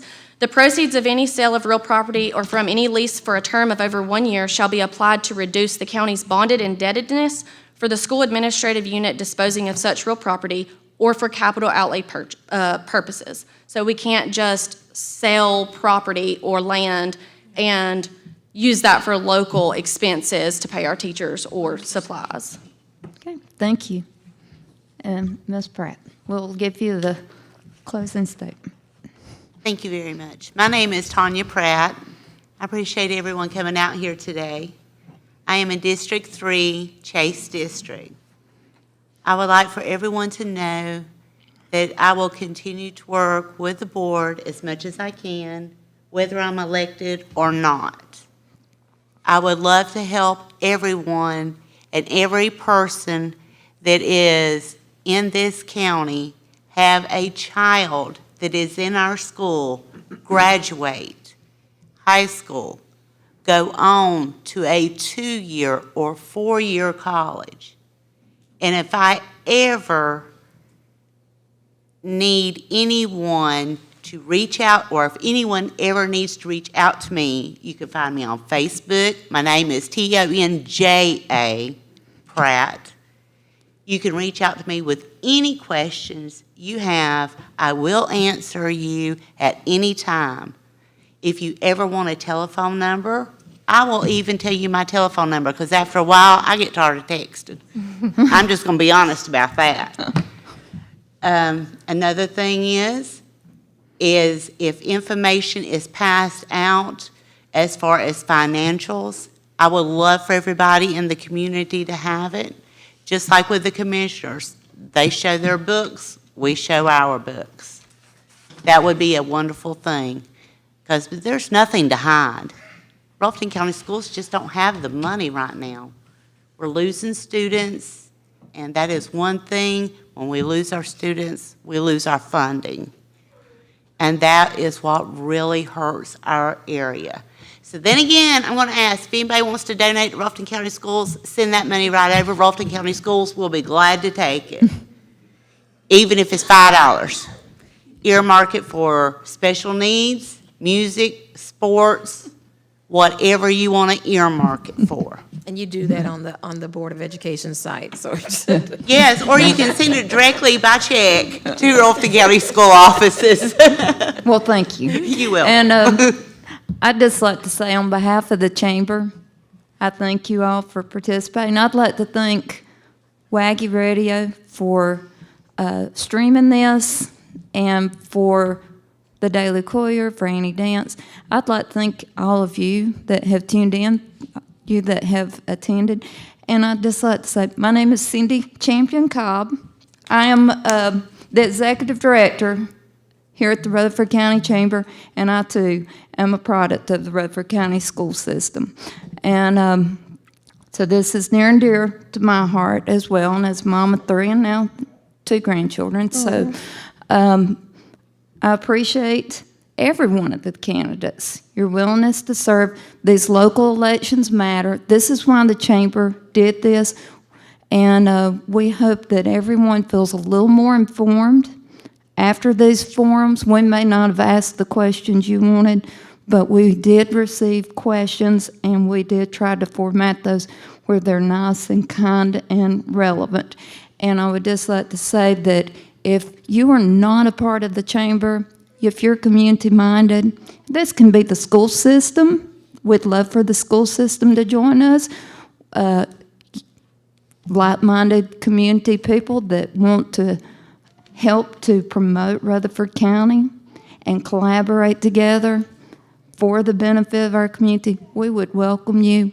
That is our tagline, is connection, collaboration, community. So remember that. It's the 3 C's, just like my name.